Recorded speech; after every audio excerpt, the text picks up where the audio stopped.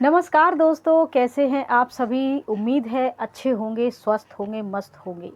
ज़िंदगी के हर एक मोमेंट को एंजॉय करते हुए अपनी जीवन में आगे बढ़िए। इन्हीं दुआओं के साथ आप सब खुश रहिए। आज की जो कहानी है वो है करवा चौथ की कहानी। मतलब करवा चौथ पे हर पति पत्नी के प्रेम और नज़दीकियों का और प्यार भावनाओं और एक दूसरे से इमोशनली रिश्ता जो होता है और इसमें प्यार बढ़ता है। यही एक पत्नी अपने पति के लिए सारा दिन से व्रत रखे हुए थी और पति भी उसके घरेलू काम में मदद कर रहा था। जब शाम को पूजा का वक्त हुआ, उसके 1 से 1.5 घंटे पहले दोनों में कुछ कहा सुनी हो गई। हालांकि थोड़ी सी कहा सुनी के बाद मैटर सॉर्ट आउट हो गया और दोनों ने एक दूसरे के साथ ऐसे बिहेव किया जैसे सब कुछ ठीक है और एक दूसरे के साथ मुस्कुरा के अपने अपने काम में लग गए। लेकिन कहते हैं ना कि किसके मन में क्या चल रहा है कुछ मालूम नहीं चलता है और इसके जो परिणाम होते हैं वो बहुत भयानक होते हैं। ज़रूरी है कि हम एक दूसरे के साथ इतना स्पष्ट रहें कि एक दूसरे से कुछ ना भी बोले, मुस्कुराहट में भी नाराज़गी नज़र आ जाए और नाराज़गी में भी मुस्कुराहट नज़र आ जाए। ऐसा हमारा प्यार भरा पारदर्शी रिश्ता होना चाहिए। यहाँ पत्नी क्या करती हैं कि पूजा पाठ के बाद खाने की जब नौबत आती है तो उस खाने को खाने के बाद जो हस्बैंड होते हैं उनकी अचानक से तबीयत खराब होती है और फिर उन्हें शक होता है कि उनकी पत्नी ने उनके खाने में जहर मिला दिया है। उनको ऐसा मन में लगता है। कथित तौर पर उन्होंने मोबाइल में एक वीडियो बना देती हैं कि मेरी पत्नी ने मुझे खाने में जहर दिया है। इसके बाद उनके परिवार के लोग उनको हॉस्पिटल में एडमिट कराते हैं जहां उनकी इलाज के दौरान मौत हो जाती है। तो देखिए, एक पत्नी ने बड़ी ही निष्ठा और भावना से व्रत रखा और उसने ही जहर मिलाया। आइए पूरी कहानी क्या है जानते हैं शुरू से। ये पूरी कहानी है उत्तर प्रदेश के, मैं इसमें से देख के बताती हूँ एड्रेस। उत्तर प्रदेश के कौशाम्बी जिले से नगर पंचायत दारा नगर कड़ा धाम के लाल बहादुर शास्त्री नगर है। उस नगर के पास एक गांव है इस्माइलपुर। उस गांव में रहने वाला परिवार है शैलेंद्र का। पति हैं शैलेंद्र सरोज राजगीर। 32 वर्ष की इनकी आयु है और इनकी पत्नी है सबिता। इनकी 30 वर्ष की आयु है। ये दोनों पति पत्नी कुछ दिन पहले इनकी शादी हुई थी और आपस में शुरू में खुश, धीरे धीरे इनमें कुछ मनमुटाव का कारण था शक। यहाँ जो शैलेंद्र हैं उनको अपनी पत्नी पर डाउट रहता था कि उनके अलावा भी इनके पत्नी के कहीं और भी प्रेम प्रसंग चल रहे हैं और इस डाउट से दोनों की अक्सर कहा सुनी हो जाती थी, खिटपिट होती थी।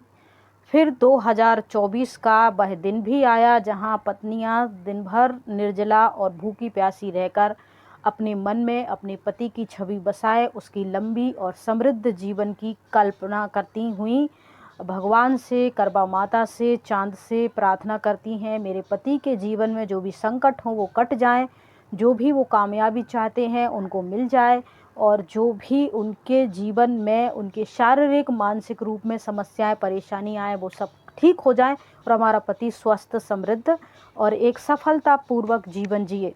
ऐसी भावना लेकर हर पत्नी इस व्रत को रखती है और शाम को चांद को देखती है, पति को देखती है, पूजा करती है, अर्घ देकर फिर पति के हाथों से ही ये व्रत टूटता है। यहाँ भी इनका कुछ ऐसा ही प्लान था और 20 अक्टूबर 2024 का रविवार का वो दिन था जहाँ पूरे भारत में महिलाओं ने, जो शादीशुदा महिलाएं हैं, उन्होंने अपने पति की सुख समृद्धि लंबी आयु के लिए व्रत रखा था। सविता ने भी रखा था जो कि इस्माइलपुर गांव में ये परिवार रह रहा था।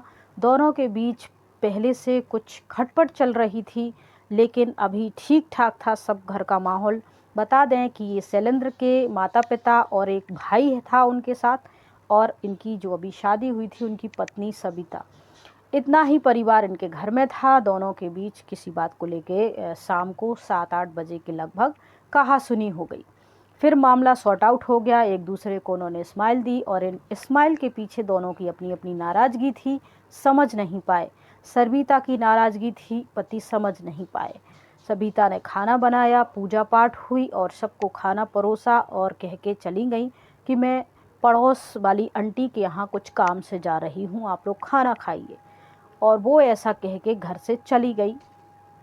इसके बाद घर वालों ने खाना खाया और खाना खाने के बाद जो शैलेंद्र के लिए स्पेशल उन्होंने कुछ बनाया था, उसमें ही स्पेशल खाने में मिला दिया था जहर, ऐसा शैलेंद्र का कहना था मरने से पहले। फिर उन्होंने वो खाना खाया और उस खाने के बाद उनको दम घुटने जैसा महसूस हुआ और उनकी तबीयत बिगड़ने लगी। घर परिवार के लोगों ने देखा तो नज़दीकी जो उनका इस्माइलपुर सामुदायिक स्वास्थ्य केंद्र है उसमें इनको एडमिट कराया गया, जहां इलाज के दौरान शैलेंद्र की मौत हो जाती है। मौत के पहले ये वीडियो सोशल मीडिया पे ऐसा वायरल तो नहीं है, लेकिन जो भी हमने इंटरनेट से और न्यूज़पेपर के जो भी लेख से ये जानकारी जुटाई है, उसमें कथित तौर पर ये बताया गया है कि जो शैलेंद्र हैं उनको ऐसा लगा जब उनकी तबीयत बिगड़ रही थी तो उनको ये महसूस हुआ कि उनकी पत्नी ने उनको खाने में जहर दिया है, तो उन्होंने एक वीडियो बना के ये बयान जारी कर दिया था मरने से पहले कि मेरी पत्नी ने मुझे खाने में जहर दिया है। इसके बाद उनके छोटे भाई ने अपनी भाभी पर और सास ससुर ने बहू पर लड़के को मारने का जो मुकदमा दर्ज करवा दिया। हालांकि पुलिस ने कुछ देर बाद ही इनकी पत्नी सविता को गिरफ्तार किया और गिरफ्तार करने के बाद पूछताछ जारी है। इस पूरे मामले को तहकीकात करते हुए एसपी ब्रजेश कुमार श्रीवास्तव जी हैं, उन्होंने मीडिया को बताया कि इस्माइलपुर गांव का ये रहने वाला परिवार है। शैलेंद्र जो कि 32 वर्षीय है, 20 अक्टूबर 2024 के करवा चौथ की सुबह से ही दोनों पति पत्नी एक दूसरे की मदद करते हुए दिन भर काम करते रहे। पत्नी ने अपनी पति की लंबी और स्वस्थ आयु के लिए व्रत रखा था। वहीं शैलेंद्र भी उनके घर के कामों में मदद कर रहे थे और जैसे ही शाम हुई दोनों के बीच कुछ कहासुनी हुई। फिर पति ने अपनी पत्नी पर कथित तौर पर ये इल्ज़ाम लगाते हुए वीडियो बनाया था कि मेरी पत्नी ने खाने में जहर दिया है और पत्नी घर पड़ोस में जा रही हूँ कह के फ़रार हो गई थी। ऐसा कहते हुए उन्होंने कहा कि फिर मैंने सविता को गिरफ्तार कर लिया है और आगे उनकी क्या क्या मैटर था, कैसा था, किस परिस्थितियों में इन्होंने इनको जहर दिया, ये सब कहते हुए उन्होंने मीडिया को ये बयान दिया। तो यहाँ देखिए एक पत्नी ऐसा भी कर सकती है, सुनकर ही मन सिहर उठता है। अगर आप लोगों में खटपट नहीं है तो समाज को दिखाने की ये बिल्कुल भी ज़रूरत नहीं है कि आप उनकी लंबी या स्वस्थ आयु के लिए आप इस प्रकार का दिखावा करें या वो आपके देखभाल कर रहे हैं, आपका व्रत है वो दिखावा करें।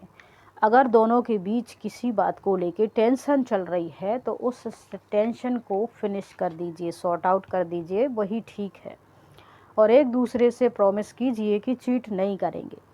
क्या हुआ, पति की लंबी उम्र जिस दिन रखनी थी उसी दिन पति का टिकट काट दिया आपने और आप जेल चली गई। आपसे जुड़े रिश्तेदार, सब मोहल्ला, समाज, पड़ोस, कितने सारे लोग जुड़े हैं और आपका जो परिवार है उनकी क्या समाज में छवि बनी, ये सब आप सोच सकते, समझ सकते हैं। तो जो भी है स्थिति आप उसको समझने की कोशिश कीजिए। गुस्सा में एक छोटी सी गलती या छोटा सा निर्णय भी आपके पूरे जीवन को बिगाड़ सकता है। तो गुस्से पे थोड़ा सा अपने जज्बातों पे काबू रखिए और अगर गुस्सा आ भी रहा है तो एक कहीं कोने में जाकर शांति से थोड़ा रो लीजिए। उससे क्या होगा, आपका मन हल्का हो जाएगा, गुस्सा आपका निकल जाएगा और इस प्रकार से जो भी घटनाएं आप घटना को अंजाम देने की कोशिश कर रहे हैं उससे बच जाएंगे और इससे कई ज़िंदगियां बच जाएंगी। और घर परिवार, पति पत्नी हैं, सास बहू है, ननंद भाभी है और देवर भाभी है और जो भी रिश्ते हैं समाज में उनमें थोड़ी बहुत नोक झोंक चलती रहती है, कोई बड़ी बात नहीं है। अगर मुद्दा बड़ा है, गर्म है, कहीं प्रेम प्रसंग का है, नापसंद का है, एक दूसरे को पसंद नहीं आ रहा है काम, या किसी और कोई और ऐसा मैटर है जिससे गाड़ी आगे बढ़ेगी नहीं, तो आप बातचीत करके अलग हो जाइए। और बढ़ रही है गाड़ी और आपको सही लग रहा है कि व्यक्ति में 10 अच्छाइयाँ हैं, एक बुराई है और उस बुराई के कारण बार बार टेंशन बनती है, तो धीरे धीरे उस बुराई को भी उस व्यक्ति के साथ अपना लीजिए, क्योंकि 10 अच्छाई हैं जिस वजह से आप उनसे जुड़े हो, प्रेम करते हो, तो उस एक बुराई को आप मुस्कुरा के भी समा लीजिए अपने अंदर। तो ऐसे रिश्ता चलता रहेगा। और गुस्से में किसी भी प्रकार का डिसीजन आप मत लीजिए, क्योंकि गुस्सा 1-2 मिनट के लिए आता है और पूरा 24 से 48 घंटे खराब कर देता है आपके। इस बीच आप रोना धोना, टेंशन, और आप चुप्पी साध लेते हैं, चिढ़ जाते हैं और कुछ ऐसी हरकतें करते हैं जो बिल्कुल भी भविष्य में आप जब खुद उनके बारे में, हरकतों के बारे में सोचेंगे, उन बोल के बारे में सोचेंगे, तो आपको खुद को तकलीफ़ होगी।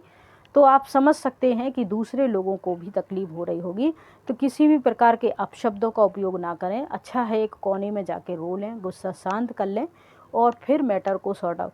बात को बढ़ाने से, बार बार दोहराने से कोई फ़ायदा होने वाला नहीं है। व्यक्ति अच्छे हैं तो अच्छे के साथ थोड़ी बहुत बुराई भी होती हैं, तो उनमें भी एडजस्ट कर लीजिए और सॉर्ट आउट कर दीजिए बेटर। और खुश रहिए, स्वस्थ रहिए। जय हिंद, जय भारत।